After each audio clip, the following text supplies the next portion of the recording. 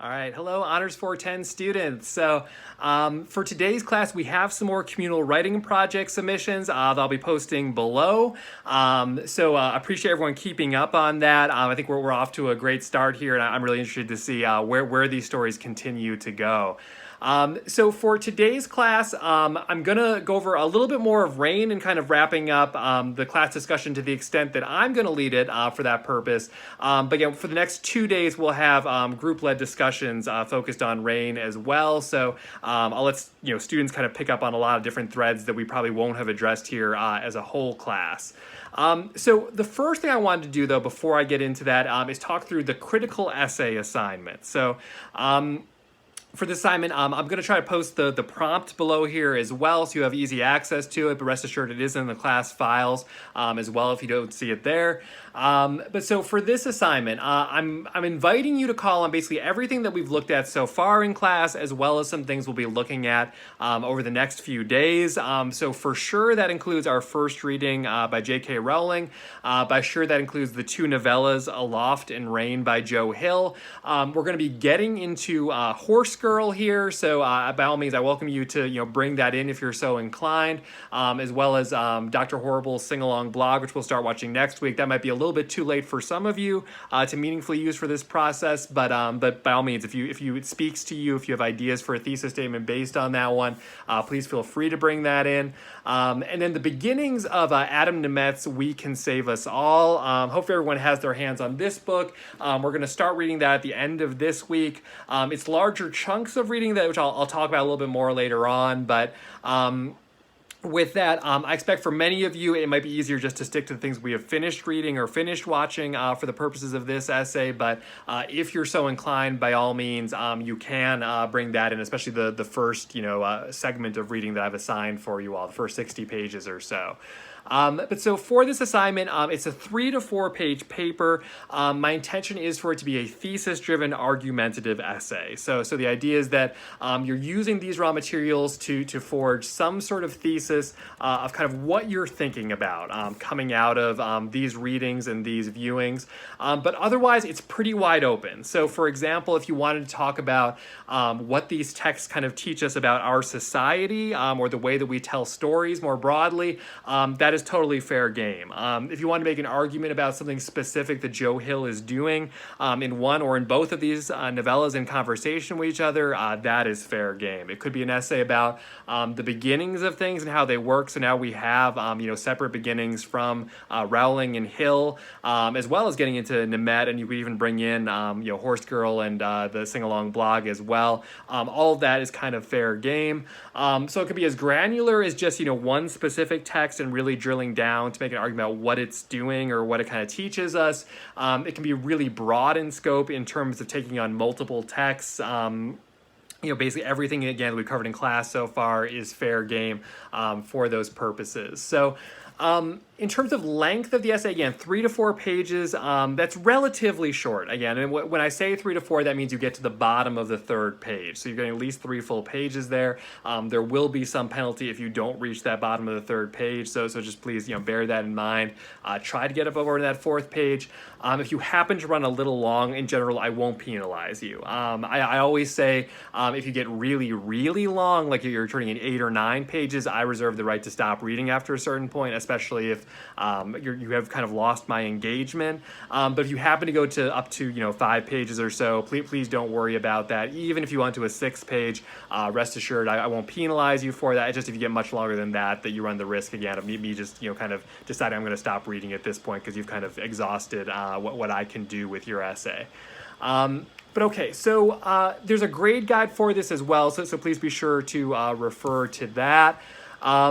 The other thing I want to note, though, in terms of length of this essay, in terms of what you can bring into it, I'm going to discourage outside research. The reason for that is only 3 to 4 pages to work with. If you're using 1 or 2 or more texts, very quickly it can become a paper where you don't really get to say anything because you're just quoting from the text and quoting from your research, and you run out of space to represent your own point of view.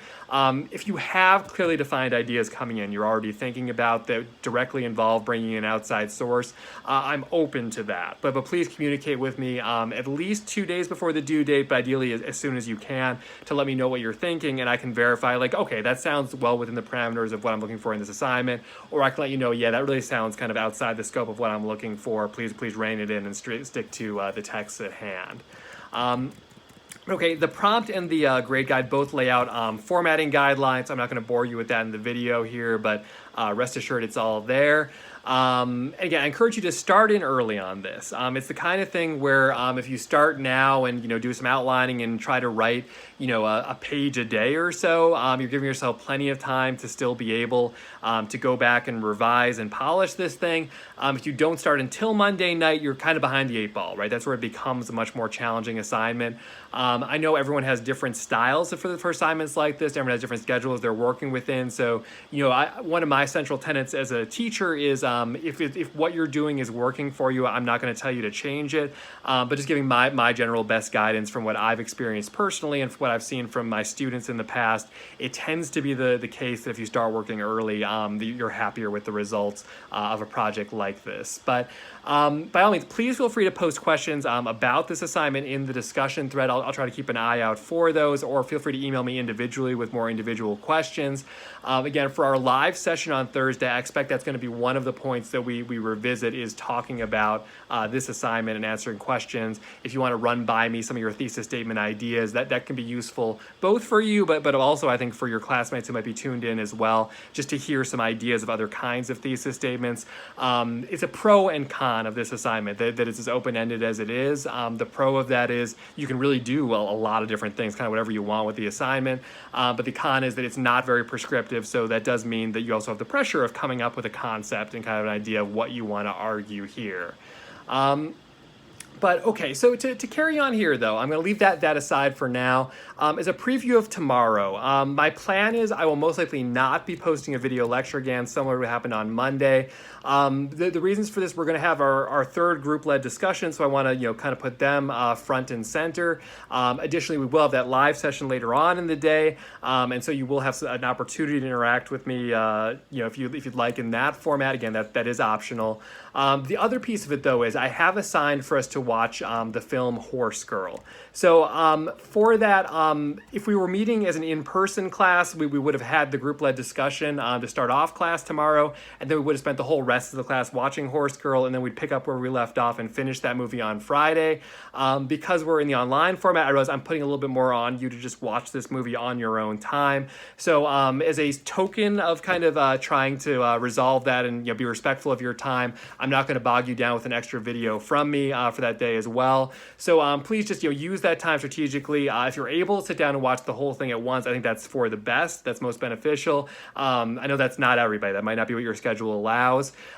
For Thursday's live session, I'm going to consider the first half of that movie fair game to talk about. So if you really want to avoid spoilers, you don't have a chance to watch anything, you might want to tune out of that portion at least of the live session. But otherwise, my plan is, again, especially because that live session is optional, is on Friday's class, we will spend a good portion of it discussing Horse Girl, as well as the beginnings of the reading from Nemeth. Okay, so that's a preview of tomorrow. For the Adam Nemeth novel, We Can Save Us All, again, just keep an eye on the course calendar because there's big chunks of reading assigned for this. I know that it probably will be challenging in terms of the pacing because I'm giving you basically 60-page reading assignments. I'm trying to alternate days, so you have basically 2 or 3 days to be able to complete those assignments, and especially for the last chunk of it, there actually is a pretty big gap because we get into workshop mode for the class to be able to finish the novel. Do your best to keep up. I recognize you might not be able to give this as close a reading as you did for the Hill novellas. Please do your best, make a good faith effort to do that. But with that said, I recognize, again, they're long reading assignments, and I think it's actually a similar level of challenge in terms of the reading level of this novel to what we looked at from Hill. But in any event, just to have fair warning about what we're getting into for that portion of the course. But okay, so to go into our kind of meat of today's class, though, and the last segment here, we're going to look at Rain and kind of the end of this thing, the final, whatever it was, 30 or so pages that I assigned for you. So starting on page 399 and going between there and page 402, I'll ask kind of the broad content-based question of, What does Honeysuckle do to Gumby? And is what she does to him just? In other words, do you think she's justified in what she's doing? Is this a fair outcome for that character? I think you can't deny there is some degree of justification here. You might not agree with her choice, and you might ultimately say that violence is ultimately not justified. But I think that we can understand the rationale, at least the mindset that she's in here. But why she does this, kind of what we make of this choice.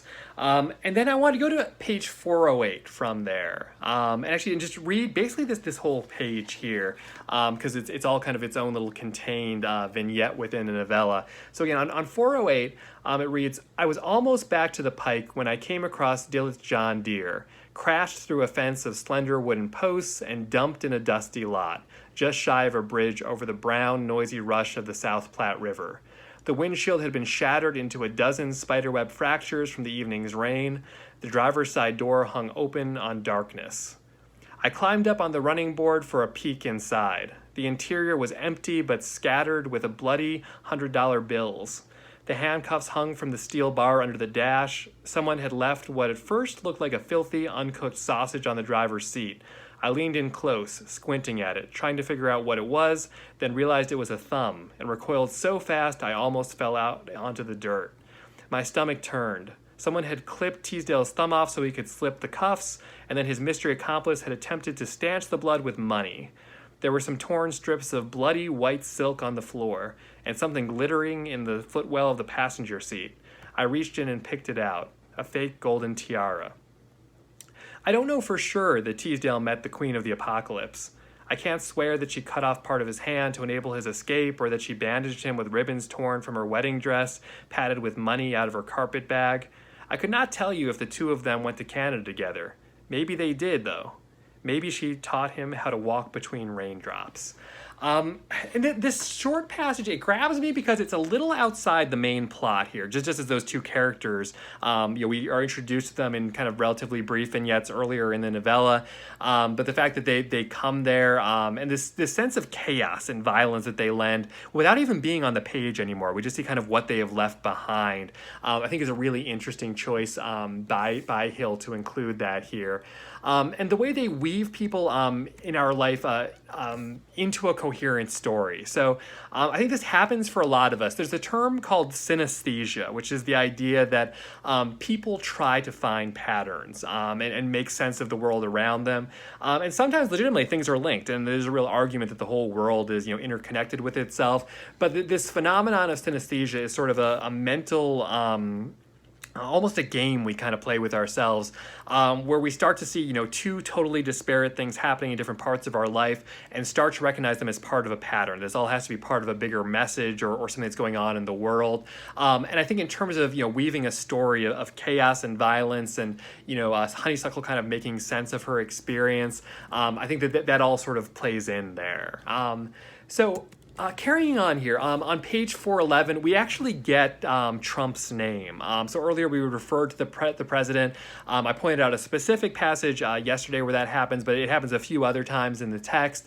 But I think it's an interesting choice when we actually do invoke his actual name on page 411. And I'm curious of kind of what people make of that, what that does. So next up, we're going to cut ahead here again a little bit to page 422. Let's see. So there are these short paragraphs that kind of lead off this one, kind of in dialogue here. And I was wondering about kind of our sense of the impact of kind of these short sort of staccato paragraphs, like the start there and kind of continue through the next 3 pages. A lot of it's dialogue, but kind of what that does kind of to the rhythm of the story. Because other places we get these longer, more narrative, descriptive kind of paragraphs. But when it gets a little bit more punchy like that, it's not the only point where it happens, but it feels like there's a shift there to me as a reader. what that does for us when paragraphs get a little bit more clipped, when we get to that more of a dialogue mode, what that does for us as readers. And then I wanted to wrap up my discussion of RAIN, although again, please feel free to bring in your own pieces. And again, I'm sure the groups will bring in other pieces with their group-led discussion. But the choice of nails in this story of being what rains down, obviously they're not literally nails. We learn what's actually going on. I'm interested actually kind of to hear what people think of the resolution of this story and how it's all kind of explained. I think it's interesting. I think it's believable within the context of the story. I'll say I also find it a little bit unsatisfying in some ways, in some ways almost too tidy, but I'll leave that open to discussion there. But this idea that at least ostensibly it appears to be nails that are raining from the sky, right? And why Hill would choose that specific image, and more broadly, what nails do, right? Because the idea of what nails, the concept of literally nails in our day-to-day life, they're these things that we use to fix things in place, to hold them together, right? And I would argue that it's almost the opposite effect that it has when it's raining nails in this story, that in fact that they're tearing things apart, literally people's bodies they're tearing apart, but also institutions. It has a very apocalyptic kind of feel to it. And almost this sense that in choosing nails as the thing that's going to rain out of the sky, there's a little bit of a sense of overwhelming chaos. And again, that's a broad theme for this novella for sure, but this idea that things are doing the opposite of what they're sort of intended to do, what is supposed to keep things together is now tearing them apart. I just think sort of metaphorically speaking, that's a really interesting choice on Hill's part. And I'd be interested to hear if other people have thoughts along those lines. But okay, I'll wrap up there though. So thank you for engaging with these lectures. Again, I think the online discussion by and large has been going really well. So I'll keep following that and weighing in on your comments there.